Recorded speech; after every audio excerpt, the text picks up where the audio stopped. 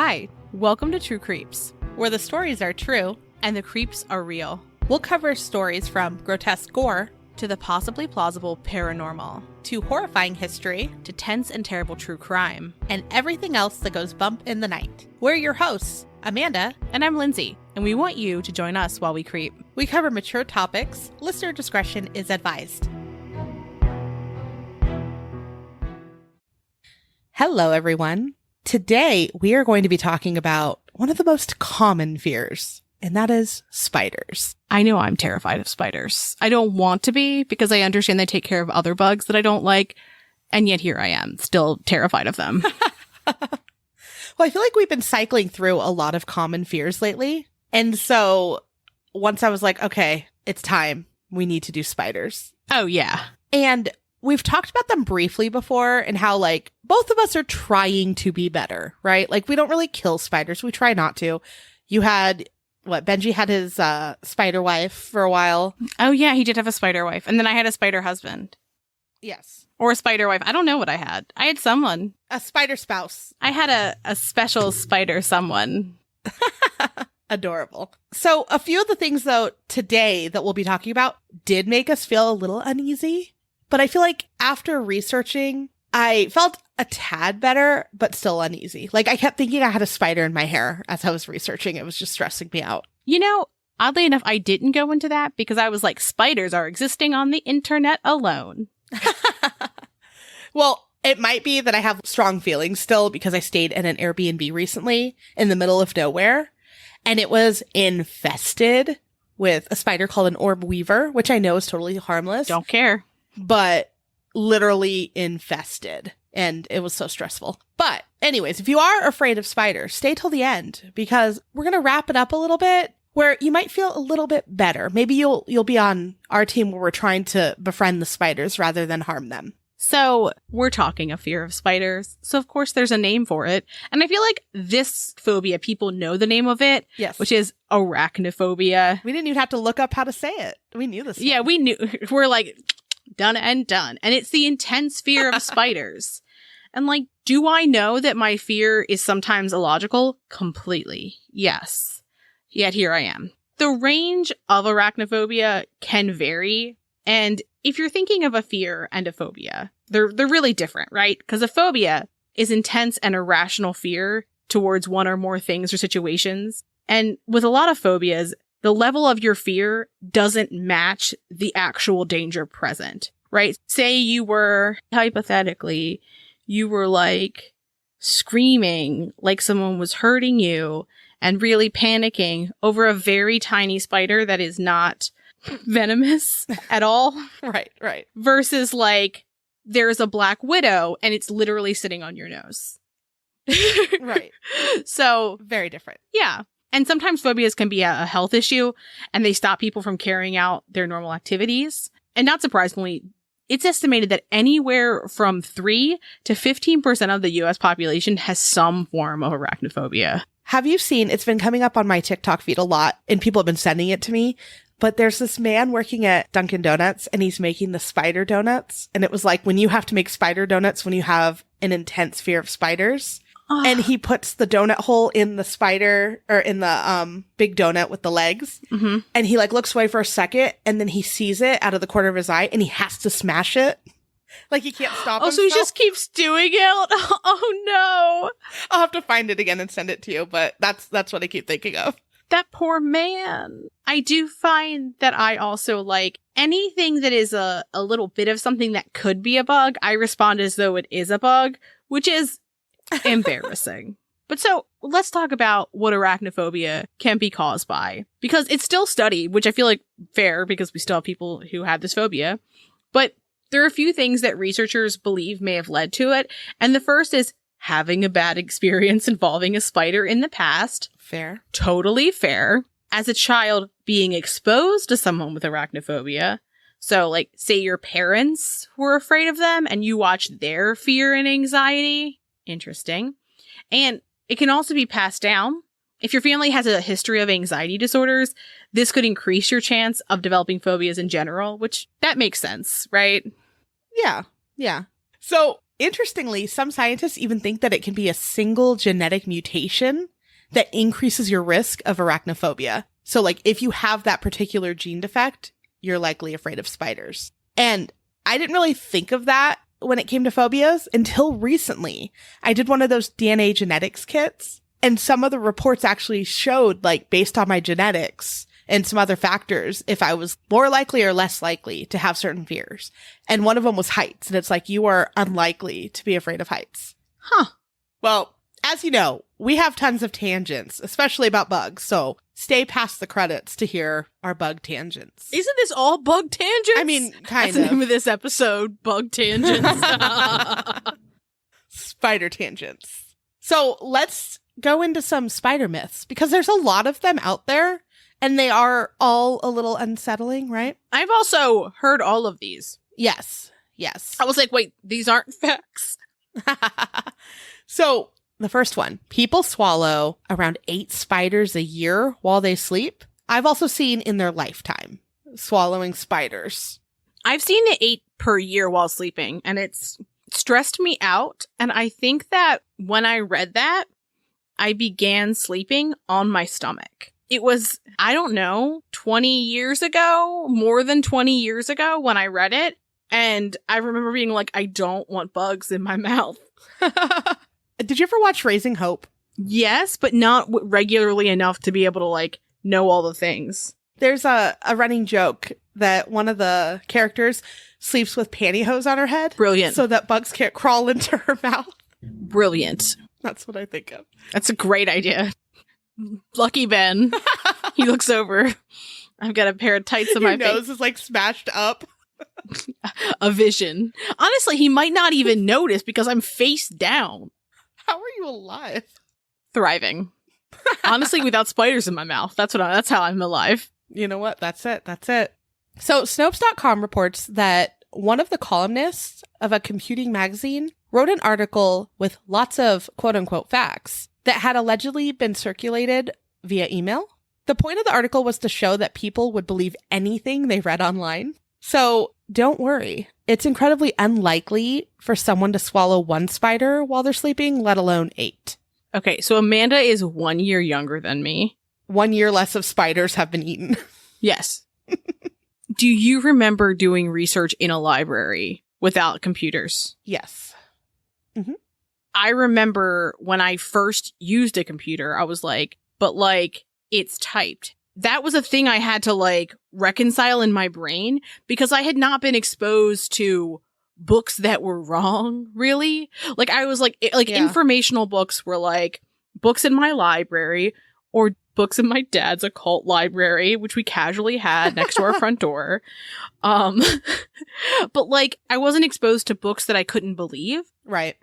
And so it was an interesting thing to like click in your brain to go, just because it's typed doesn't mean it's reputable. That's fair. Right? Or like, just because someone read it somewhere doesn't mean it's a good source. Exactly. And I mean, like, we have a lot of that today where people are like, but I saw that a newspaper said it. And it's like, well, not all newspapers are real. There was a publication that said something incredibly problematic about January 6th. And when I went to their Facebook page, they had like 15 followers. And I was like, okay, I already wasn't going to believe it. But it was more like, I hope everyone is doing the same exercise of seeing how reputable and long-standing this publication is before I just believe what they say. Right. And followers don't necessarily mean truth either. There's a large news network, with a lot of followers that's not even a news network. Followers don't necessarily mean anything, but that just felt like the minimum that a person could do. That was like the minimum check. Yeah. Like step 1. Yeah. So let's go into another myth. All spiders spin webs. And hate to break it to you, all spiders do not spin webs. I have been living a fucking lie. Did not know this. I thought they all spun webs. Really? Yes! Maybe you don't have as many spiders. We have lots of spiders here. I feel like the spiders I see are like house spiders. I don't have like wild big spiders. Do you have big wild? Come on, I'm in hell. I'm literal hell. Arizona is the Australia of the United States. It truly is. You know, I feel like I could live anywhere now. But as Lindsay just learned, there are several types of spiders that do not need to spin a web to catch their food. And an example is wolf spiders because they jump onto their prey. I hate this so fucking much. Look, what am I afraid of a spider doing when I see it? Jumping on me. Not that and a little nod. I could take her. Are you picturing it? I am. Yeah. Love this. But no, it's what I'm afraid of a spider doing. So knowing that some spiders are like, nah, no webs for me, baby. I'ma just jump. I don't like that. I would prefer that to not be a thing. Where will we go? Who knows? So many tangents in this episode, but they're at the end. Anyways, let's get in to the scariest of the spider world. And we picked a couple to focus on because one is a very common one that people are afraid of. One is the deadliest spider, and one is the biggest spider, which I have a lot of thoughts on that. A lot of thoughts. A lot of feelings. A lot is what we're saying. We have a lot. Yes. So the first one we're going to talk about is the deadliest spider in North America, and that's the brown recluse. And everyone has heard that one, right? I feel like it's very hard to identify, and I think that's what makes me so nervous about it, because anytime someone finds any sort of brown spider, people post them on my Facebook group for our neighborhood. And almost weekly, someone's like, oh my gosh, is this a brown recluse? And they're like, no, it's a common brown spider. No, I work for this pest control. It is a brown recluse. And everyone fights over it. So I just assume every brown spider could perhaps be a brown recluse. That sounds safe. Also, immediately know I am leaving this group. If I'm going to get unsolicited spider pics, I would rather receive appendages. But lost dogs. Okay. A couple weeks ago, I said that lost dogs came to my house and decided they lived here. We found their home because of the group. No, that's why you have your husband in the group. He can't social media. He is the equivalent of a 97-year-old man trying to social media. I'm just saying, I just wouldn't go on social media if whenever I opened up my Facebook feed, it was like, here's a spider you never asked to see. You know what's really fun? Is when the tarantulas are I don't know if it's called molting or whatever they do. I'm going to just go ahead and say, no, it's not. They're finding their pieces all around and they're like, oh, the tarantulas are out there again. I just don't understand how you live there. It just doesn't make sense in my head. It is inhabitable. So anyways, back to brown recluse. How you identify it is that it will have a brown or a grayish body with a violin-shaped marking. But a lot of spiders have weird markings and it's really hard to decipher. Personally, I think it's hard. But they have that violin-shaped thing. Also, most spiders aren't look at my body. Right? They're on the move. As they're sizing you up? No, this is a different interaction because there's a wiggle. A sensual wiggle. Look at my body. Well, they have long legs and 3 pairs of eyes. But really, who's getting that close to look? Most spiders have 4 pairs of eyes, and there's no way I'm getting that close to figure out how many pairs of eyes the thing has. Can you imagine? No. They're like, oh, well, that is it, because there's only 3 pairs of eyes. No. I mean, maybe if you have a good camera and can see from afar, but not close. Get that good optical zoom. I'm not ooh, let me really take in this spider. I'm making that terrible sound that I'm probably going to keep making when I accidentally see a spider photo. And just an interesting fact about them. Brown recluse can self-amputate a limb to flee from a predator or to prevent venom from spreading to the rest of its body. Hardcore. And it doesn't grow back. They just have to live with that choice. So while the brown recluse is only found in 16 states, many states have some type of recluse that has a similar venom. Also, don't worry, they're international. There is also a Mediterranean recluse found in Southern Europe, but they're a little bit different in where they hang out. So for the brown recluse, they live up to their name and prefer to be alone. Understand it. They like to set up their homes inside cracks in walls or under rocks or wood piles or in the bark of dead trees, and sometimes under stored items that aren't moved quickly. So if you need an excuse to not have clutter, that's it. Yep. Mm-hmm. And also, say you have gardening gloves outside or boots or something like that, you likely don't want to do that because they could move in. Ugh. And luckily for us, they aren't very aggressive and most bites don't actually cause major symptoms. That's really interesting to me because I always thought that you were pretty much fucked. If one bit you, the world is ending. You need to go to the hospital immediately. Yeah, same. And so most brown recluse bites result in no reaction or just a small, tiny little red swollen area that ends up healing on its own. Yeah, I didn't know that. Or it progresses a little bit, but it's pretty easily treated, I guess, according to doctors. But they still do recommend watching it, obviously, and going to the doctor if anything changes, especially because what can happen. Yes, you still want to be careful because the venom can lead to serious complications in about 10% of cases. And when we say serious complications, we mean things like skin necrosis, and it develops over the course of 2 weeks, but the skin surrounding the bite turns black, dries out, and eventually falls off. And I saw some places it says it sludges off. Like sloths off. Yeah. Ugh. Yeah, well, I mean, like, that's kind of what it would just naturally do, right? Think like of like a snake. Yeah. But that truly feels like horror movie stuff, right? It does. Have you ever seen the pictures of that? Of what a brown recluse bite can turn into? No, and I won't. Not tonight. One day you will, and you're gonna think of this moment and go, I'm oh. gonna have to start blocking Amanda on social media if she's sending me this shit. So other symptoms can include nausea, vomiting, fever, rashes, muscle and joint pain, and in even more rare cases, it can lead to organ damage and death. That's crazy. Yes. And that's why every brown spider is a brown recluse in my head. Yeah, fair. And obviously there's a lot of variables too. So like where the spider bites you, how much venom it puts into you, etc., etc. But scary nonetheless. So let's move to the place where everyone knows we're going, right? And that's to Australia. Of course. And that is home to the deadliest spider. And it's called the Sydney funnel web spider. Long name. Mm-hmm. This is what kept me up one night. I think I was up till 3 a.m. just watching videos about this thing because it's insane. So they like to burrow under logs and rocks in the forest area, and they prefer a cool and humid climate. They are pretty large spiders, and males can be about 10 centimeters stretched out. In case you're wondering, that's about 1/14 of a 12-year-old boy. Everyone was thinking that. I knew they were. They need a relatable measurement, Amanda. They really do.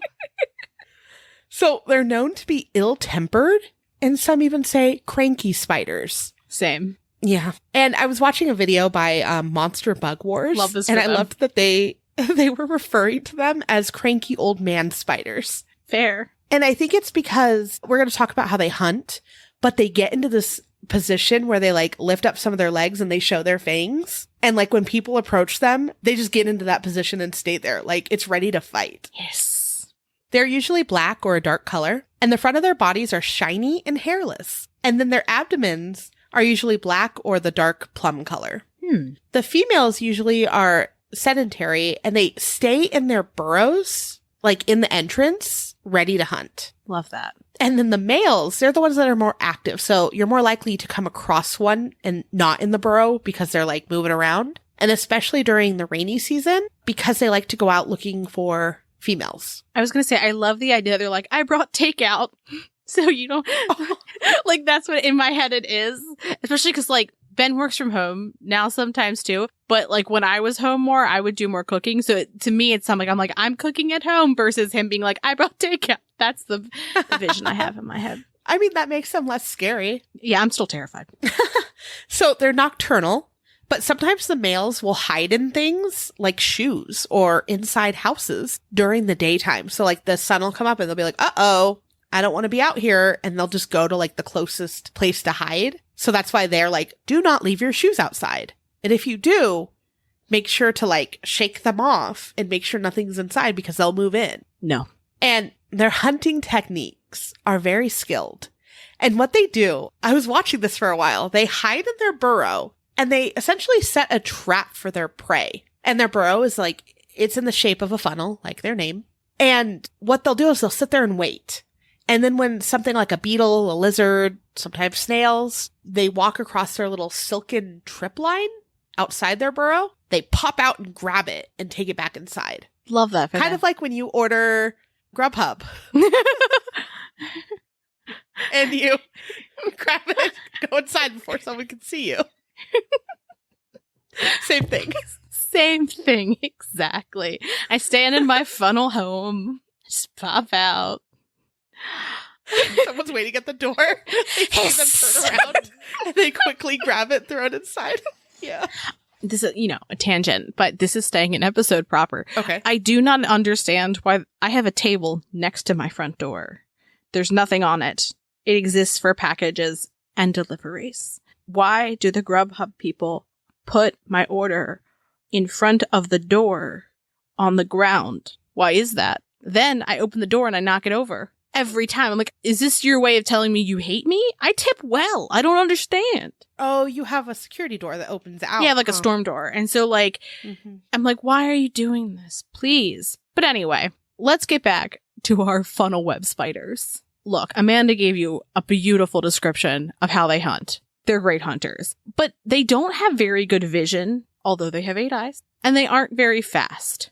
Same. Poor guys. Their lungs are also underdeveloped, so they get tired quickly. And they're prehistoric.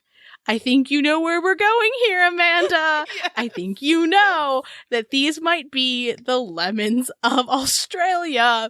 But I love them. Honestly, they are still thriving. They are. They figured things out. They were like, we have some challenges. We will adapt otherwise because we cannot chase you. And we can't jump atop you, so we'll build a funnel to trap you after you trip. But they are prehistoric. They're actually considered an ancient group, and it's thought that they emerged 150 million years ago, near the end of the Jurassic period. So they've had just a little bit of time to perfect their hunting methods. Yeah, and it's just, we were all thinking the Basilosaurus, right? Yeah. The Basilosaurus did not make it. These guys have. Wonder why. Hey. Brittle bones. Deep sea. These things can't even breathe long. They can't run. Amanda, brittle bones, deep sea. These don't make sense. If there's ever a trivia question about a Basilosaurus, I'm gonna fucking rock it because I know so much about the lemon of the sea. They're like, this lady is screaming at the top of her lungs. Please tell her to stop. We will not. You love the Basilosaurus. No, actually, I'm not the one that's pro Basilosaurus. But okay, all joking aside, their venom is incredibly potent and it can kill someone in just minutes. And for a toddler, it would be just 5 minutes. That's scary. Death has occurred in adults within an hour, and they have very powerful jaws and super venom. And what we're seeing here is that they have strengths. Unlike the Basilosaurus, their fangs are parallel, and when they attack, they rear up and strike down repeatedly, biting several times, not just once. Just I gotcha, and then again, and again, and again, right? Because they've got powerful jaws, but also super venom, and then they're going to bite you a bunch. And with force. So, when we're saying that they have powerful jaws, we mean that they're so powerful that they can crush the skull of a mouse. And I don't like saying it. But I'm going to say it. Their fangs are capable of piercing through fingernails. That's strong. I understand that logically, a mouse skull is likely stronger than a human fingernail. But I just want to know who was like, we've got to put this to the test and figure this out. Because I don't need that comparison. I don't need to think about that. I think you can just get, the strength of the force and then know how much it takes to get different things. Yeah. But do we need to say it? It's science. Scientists. Do we need to say it? Also, when they do rear up, you can see the venom drip from their fangs, which feels very ominous. Yes. And so Amanda mentioned, right, that they call them grumpy old men because they get into an attack stance when approached. But they'll get into that position and then just hang out for 10 to 15 minutes. I'll wait. Yes. I saw some videos of people, and we're going to talk about people catching them in a little bit, but the people would approach them and they'd be just standing up ready to kill that person. They're terrifying. So more facts about them. Females can live about 20 years and males only live about 4. That's because they're going out into the world. Yeah, they're not just staying home. So the anti-venom for this creature was developed in the 80s, but I just keep going to the thought of only having 5 minutes for a toddler, and that just freaks me out. The anti-venom has been used for about 100 patients since the 80s. I get that that's not a lot, but it is too many. It is, yes. And the Australian Reptile Park has dedicated staff that works in the country's only funnel web venom milking program that aids in the production of creating the antivenom. Do we need to call it that? Do we? It can't be like venom extraction, venom milking. That's the term we needed. All I'm thinking of, have you seen the new Ninja Turtles movie? Yes. Do you remember what happens if they get caught? The new one that's right now. They're gonna milk us. Oh no. Yes. That's all I thought of the whole time. Oh, amazing. Yeah. I don't like any of this. That's bad. It takes 70 Milkings. to produce 1 dose of antivenom. Or that's about 150 spiders because they have to wait for them to have like enough, I guess. Milkings. I think. Ugh. They encourage, this is the part that like freaked me out and I was like, this cannot be true. Okay. This is deadly. And I was like Googling around and then I'll just tell you. They encourage residents in Sydney to catch funnel web spiders and drop them off in designated drop-off points. Is it a means of population control? Is that why they're doing that? Because that's a bad idea. Doesn't that sound horrific? And I was like, this cannot be true. It's the deadliest spider. No, it's fucking true. And so when I looked it up, they have drop-off points. And currently, they're also asking for egg sacs. And they even have videos on their website showing how to collect the eggs and how to safely collect the spiders. I would be too busy hysterically shrieking to do any of this. The fortitude of some people is amazing. Because I mean, like, look, it's a good thing to catch them because people will be able to be saved from the milkings. Right. But I still don't like any of this. I can appreciate its importance, but I also am nauseous. He's like, just put it in a jar. Just take a wooden spoon and move it into the jar. Well, they are slow, right? So at least there's that. When they strike, they're fast, though, to like get their prey.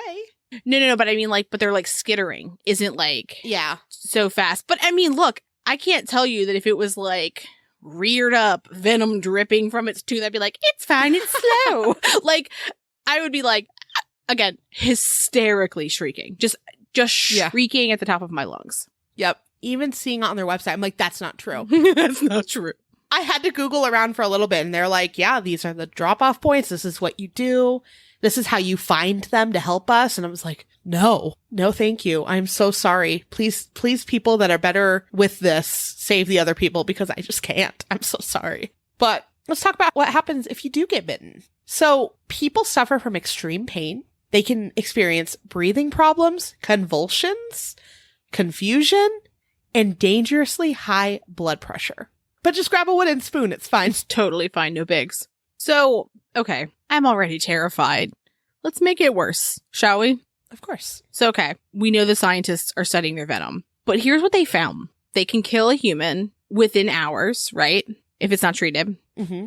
But the venom doesn't have the same effect on small mammals. They're actually typically fine. And they'll neutralize the toxin quickly in their bodies. Right. And what you mean by small mammals, like you don't have to worry about your dogs or your cats or your pet rabbit and things like that being outside because their venom won't hurt them. Yeah. But so its venom is highly effective on 2 groups, invertebrates and primates.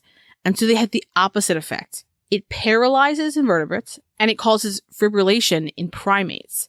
And there's a specific molecule in their venom that kills people, and it's called a delta hexatoxin. And they're produced in particularly large quantities by sexually mature males during breeding season. And what's interesting is that's a time when they're barely feeding at all, but it does mean that they would be outside of their burrows, moving like about the world more because they're looking for lady spiders who are presumably hanging out in their burrows waiting to hunt, not going out and getting takeout. Yep. Or like they're not like on the prowl. They're like, you'll come to me. So they have to be like looking under things like, where will I find a lady? So like, I think that's just interesting that it's a time when they aren't feeding that they're more dangerous. Deadly. Yeah. Right. And that's when people find them more often is when they're out looking. Yes. It's scary, but I am glad that their pets are safe because that's always the first thing too when I think of like what spiders are here. We've had a dog that had a severe spider bite where we were at the ER all night. And so that freaks me out. But at least with these terrible things, it won't hurt your dog.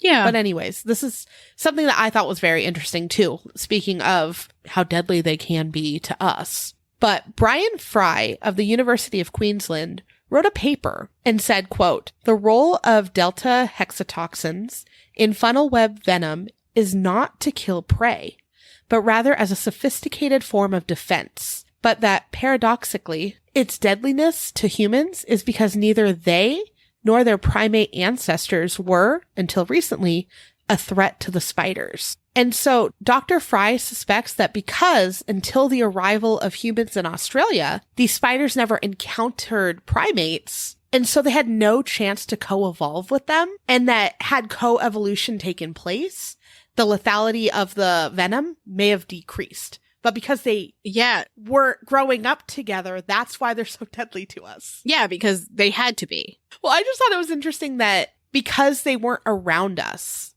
right? Like they didn't evolve with us, that's why that random little thing in their venom is so deadly to us. And like it didn't decrease how deadly it was to us over time because we weren't near it. And that's just weird. Yeah, it's just interesting that it happened to be just a random. Yeah, it's just like a very terrible random thing that happened. No reason. Yeah, I mean, like I would also imagine though that in order to survive, their venom would have needed to be more potent. So like it may not have decreased as well. It's more weird that it's so potent to something that they don't hunt. No, I understand. But what I'm saying though is that while we weren't always a threat to them, we became a threat to them. Yeah. I mean, for fuck's sake, we're milking them. Like, clearly we are a threat. So it's interesting that, like, rather than evolving, it was just randomly there. But I wonder if it wouldn't have decreased if we had co-evolved. Do you see what I'm saying? Because they would have needed to defend themselves from our milkings. Yeah, maybe. It's very weird. It's bizarre. Yeah. The whole thing was fascinating, though. So now we know about some deadly spiders, right? We've traveled around. But what is the biggest spider? And that is the Goliath bird eater. I fucking hate the name of this. Oh, yeah. It's unnecessary. It scares me. No. Absolutely Just no. They are found in some of the rainforest regions of South America. Their lifespan is, 15 to 25 years. 25 fucking years. That's wild to me. Yeah. Ugh. So when they lay their eggs, they lay 100 to 200 eggs that hatch after only 6 to 8 weeks. So despite their name, they typically eat arthropods. And what is that, right? That's an insect, other spiders, scorpions, good. Centipedes, Good. Millipedes, crabs, crawfish, shrimp, and lobsters. These spiders are described as shy because they are not often seen or encountered by humans. Good. I like that. That's good. Yeah, I like the idea of a shy spider, and I also like that they are not around. Right. But their fangs are 1 inch, so, Their leg span reaches almost 12 inches. Which is, again, almost 1/5 of a 12-year-old boy. This next part is my fucking favorite thing. This is the funniest thing in the world to me. They're so large that their feet have teeny claws. This is cute. This is cute to me. Oh, you just called a spider cute. Because in my head, they're painted. Oh, okay. Pink. Okay, yeah. So when they walk, they make a clicking sound that is like a horse clop, but obviously much quieter. I love that someone's figured that out. So what happens if they bite a human? The good news is that it is not fatal. The bad news is that the force of the bite has been compared to driving a nail into your hand. But, no bigs. The venom isn't toxic. It feels like a wasp sting. I still don't like that either. I don't like that either, but at least it's not terrifying and deadly. Yeah, it just hurts a lot. I mean, also, I'm just going to go ahead and say it. If a spider the size of a dinner plate puts its 1-inch fang into my body in any fashion, or honestly, comes near me, I will die of fright. Just die of fright right there. Right there, immediately. Can it bite through a Georgia Guidestone?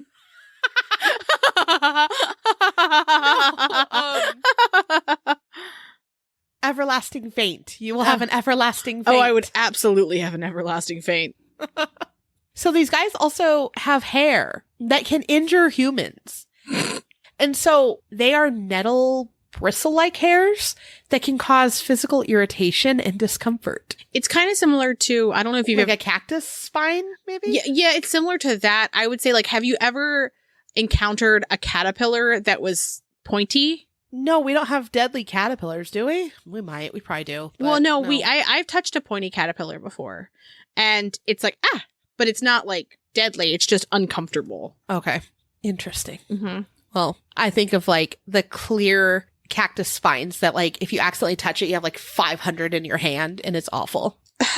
Okay, so now that we've scared everyone that's afraid of spiders, right? Like, we're just all uncomfortable together. Including ourselves, yeah. Including ourselves. Let's try to calm down a little and talk about why we really shouldn't fear spiders. And maybe we should avert to another creature and be more afraid of them. Oh my gosh, I am a woman of so much...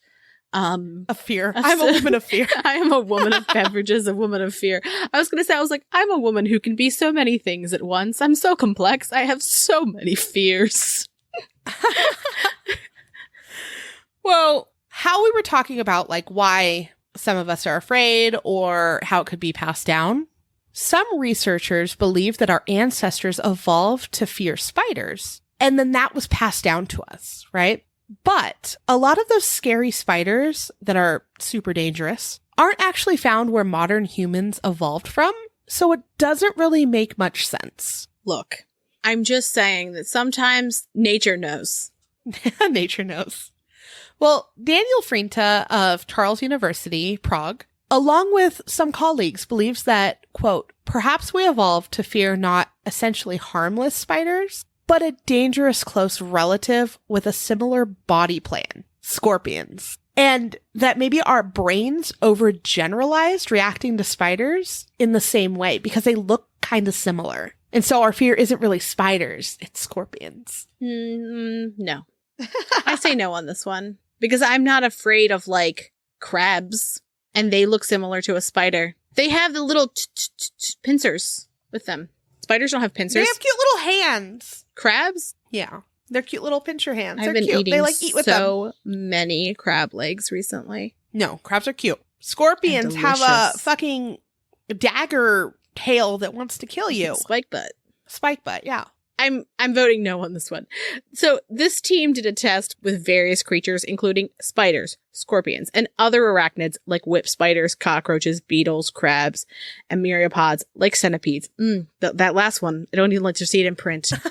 So here's what they did. They put them in a clear container, and they let each participant in the study use a 7-point scale to rate them for fear, disgust, and beauty. And they had 329 participants in the study, which feels like a good, nice selection of people. Yeah.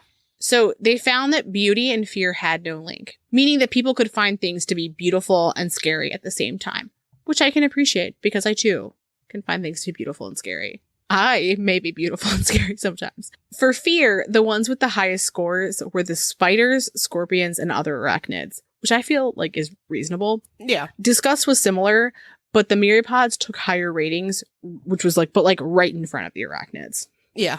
So unlike spiders, scorpions do pose a threat and kill more people, between about 2,600 and 3,000 people per year worldwide, which feels like a lot, right? Mm-hmm. Enough for us to be terrified of them as well. And spiders, in contrast, are only responsible for about 3 to 7-ish deaths in the United States each year, and most of those victims, sadly, are children. In 2021, the U.S. American Association of Poison Control Centers only tracked one death caused by a spider bite, and that was from a brown recluse. And what's wild is that Australia hasn't reported a single spider bite death since the 80s. And I would wonder if that's because of their effective process of creating an anti-venom. Yeah. Yeah. And they're milking. They're milking. Ugh. Were you afraid of spiders before this? Now be afraid of scorpions. Exactly. That's what I felt. That's the lesson so far. Move it over. Mm-hmm. So back to the first point about researchers believing that our ancestors evolved to fear spiders and then passed it down to us. Well, the team that we're talking about who conducted this research says spiders doesn't make a ton of sense, but scorpions really do. And that's because they're considered ancient species, and they're native to where humans evolved from, so Africa and the Middle East, meaning that the fear of scorpions seems more warranted than being afraid of spiders. Now, we're talking about, arachnophobia, high intense fears, right? Well, fortunately, if you do have an intense fear or a phobia of any of these creatures, there are many ways to treat it, including psychotherapy, medications, various other therapies, and different ways to cope. False. Disagree. Big disagree. Like, no. Big disagree. I feel a little bit better knowing that I'm probably not going to die from a spider bite. Even though we have a lot of venomous spiders here, knowing that it's very rare for like the crazy reaction did give me a little bit of peace. Here's my thing. My fear of spiders is not that I will die from them. I do not know what I'm afraid of. I am simply afraid. So there's no rationalizing it because I'm still just, I was never like, I am afraid this spider will like bite and kill me. I'm more like, I'm afraid it will touch me. Like, well, that's fair. I don't even get to bite. Like, I don't even get there. Like, I'm just like, it might be in my presence. Well, like, I don't want them touching me. I still don't want to hang out with spiders. I still don't want to go to an infested Airbnb, right? But knowing that I probably won't even know if I'm bit by most of them, again, just gives me a little bit less of a fear. And I, on the other hand, am unraveling at the thought that I have been bitten and do not know. This is the only time I've ever wished that we were like recording our faces, because if you could have seen the look of just pure unadulterated horror on my face as Amanda said that, it just didn't even occur to me. All right, well, I have something else that might help a little. I don't think it is. Stressed. Many of the fears stem from us not knowing about most of them and not knowing that most of them don't actually want to hurt or kill us. And knowing which ones that are harmless versus which ones to avoid might help ease some of that stress. And then here's the good news. The good news is that only about 0.5% of spider species are actually dangerous to humans. And the US has about 3,500-ish types of spiders. But the majority of them, their fangs are either too short or too fragile to break through human skin. I can appreciate the idea of them having tiny little teeth that are brittle is a little bit endearing. But again, like I think it's because I'm not afraid of being bitten. I'm afraid of being in their presence. What a time. Welcome to spider therapy. Do I need it? Yes. So Amanda wanted to end our episode on, here are some reasons to not be afraid of spiders. And I went, no. Everyone will be here with me. And that's why we're going to talk about a cryptid, ? Named the Chabafufi, which translates to very large spider in Congolese. Now, their existence has not been scientifically proven, but let's not let that stop us from being utterly terrified. So, the first sighting was by Reginald and Marguerite Lloyd in 1938. They were driving in the Congo when they saw what appeared to be a tarantula with a 4 to 5 foot leg span. Oh no. And so, what we have for the description is a mix of different people's experiences. So, they're said to lay walnut-sized eggs, and that when the babies hatch, they're neon yellow with a pale purple abdomen, and then as they get older, they become darker, and they become brown. They're described as basically looking like massive tarantulas, and they're said to live in tunnels that they burrow themselves in the African Congo. And that in addition to the tunnels, they weave massive webs between two trees over the burrow, and they cover their burrow with leaves. And this next part's going to sound really, really familiar to the Sydney funnel spider that we talked about earlier. And so basically, it's got the big web between the trees, aka it's little trip web, right? But here it's after the fact, 'cause they're going to hit that web, and then they're going to fall into the burrow that is hidden. And in the burrow is the spider waiting to eat what it has caught, which is typically a forest antelope, which is not a small creature. No. There are stories of locals being eaten by this spider after being captured in the same fashion. Their abdomen alone is thought to be the size of a basketball, and the diameter is almost, 1/5 of the size of a 12-year-old boy. Holy fuck. Oh, hold on. Holy fuck. Forest antelopes at their full maturity can stand from 3.5 to 4.5 feet high. I know. At the shoulder. Mm-hmm. And are 7 to 10 feet long. So they're bigger than us. Yes, that's what I'm saying. Just saying. Yes. Just saying. Yes. Yes. No one's leaving without fear today. So, okay, I'm just kidding. We're gonna go backwards a little bit. It's likely that they don't exist. There's no fossil records, and all the reports are anecdotal, although there have been reports as late as the early 2000s. But what makes this kind of impossible to exist is the unique design of a spider's respiratory system makes it unlikely that they could ever get larger than that Goliath bird eater that we talked about earlier. Mm-hmm. And which it makes pretty sense, scary. right? Because if you're thinking of like circulation, right? Like how are they going to get what they need to their appendages?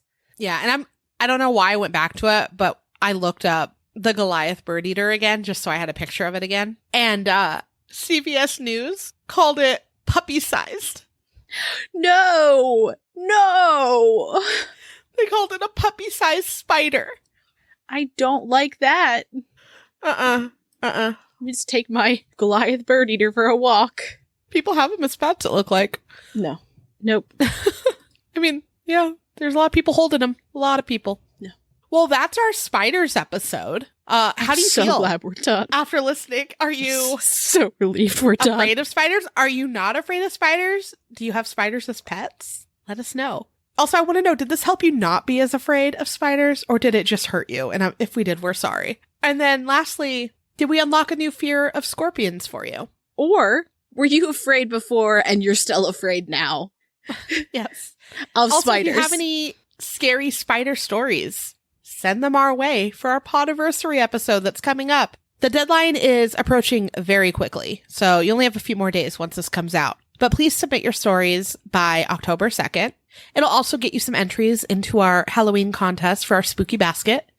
Again, there's many ways to enter. You could submit a story for the Podiversary, written or audio. You can leave us a review on Apple Podcasts, or if you've already done that, have a friend do it and name drop you. You could be an active member of our Patreon, and we thank each and every one of you so much. And lastly, for another entry, you can share us in your Insta story. For more details, head to our website. We have all of the deets and the hot goss ready to go. By the way, Amanda doesn't say it because she's modest, but she's curated a beautiful and stunning and spooky little gift basket that's worth over $100, and it's got some good stuff in it. Like, it's definitely, like, and when I say got some, it's all good stuff. I was like, ooh, I like that. And then I got my birthday package from Amanda, and I was like, I've got that. I told you when I was shopping, I had one for me, one for Lindsay, one for Beth. I was very pleased. Good. Well, with that, have a good weekend. Thanks for creeping with us. Thanks for listening, and as always, a special thank you to our patrons who support us via Patreon. Please see the link in our show notes to learn more about how you, yes you, can begin to haunt the dump, guard vortexes, or even become a scorching Sasquatch. Ooh. Also in our show notes, you can find the link to our website, more information on our sources, our social media handles, and our merch store. We'd love for you to keep creeping with us. So if you like this episode, please subscribe, rate, review, and share the show with your fellow creeps and or ghosts. I beg of you.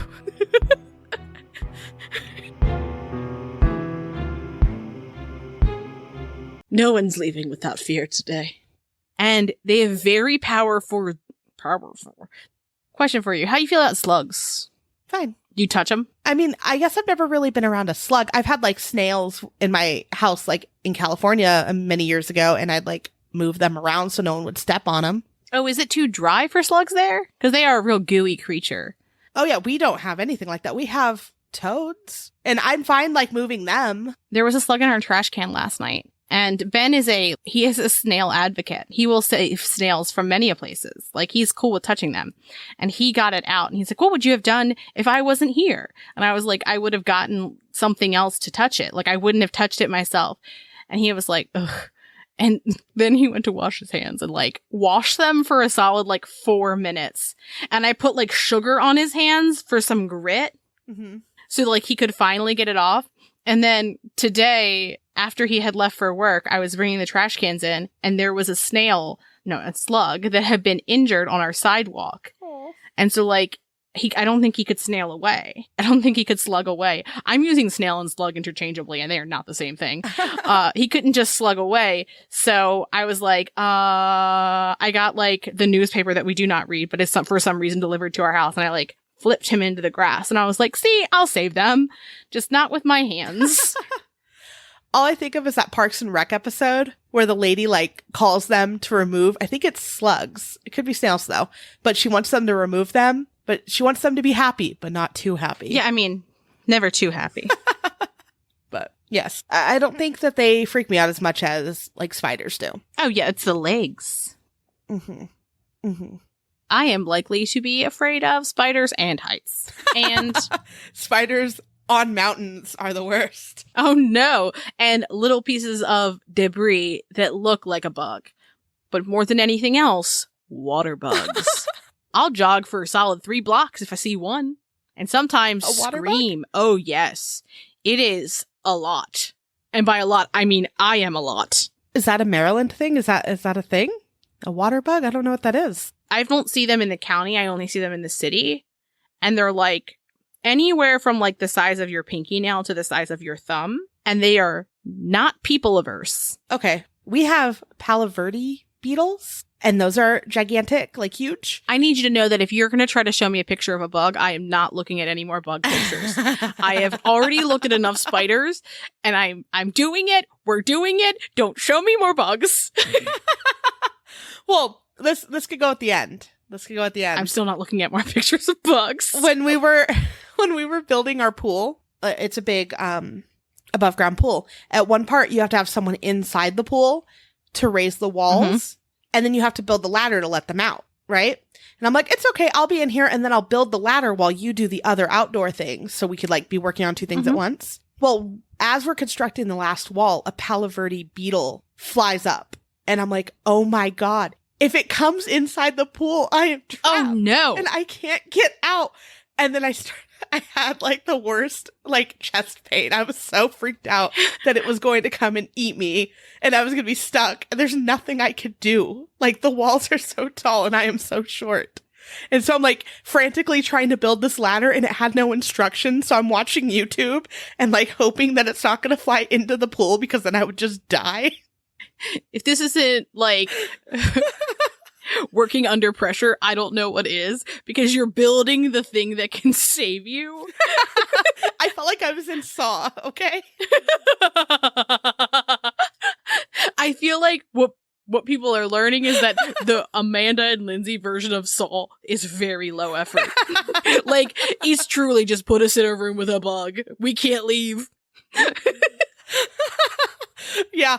So, what happened is I didn't build the ladder fast enough and Mike had to take the wall down of the pool to free me because I didn't know where the thing went. Also, are you the type that's like, if you don't see it leave, it's here? Yes.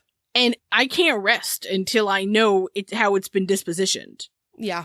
For centipedes, they must die. Everything else I'm fine with the catch and release. Centipedes must be killed on sight.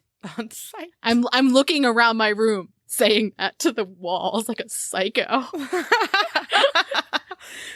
Reports that one of the columnists, I don't mind the little jumping spiders. Like, have you seen, I don't know if you're on spider TikTok like I am now, where people keep them as pets, the little cute ones, and they have like little paws almost, and they're adorable. Okay, there is one type of spider that is very cute. There is an HBO show about him. There's a child show that I made Ben watch. And when I say child, I mean like maybe toddler.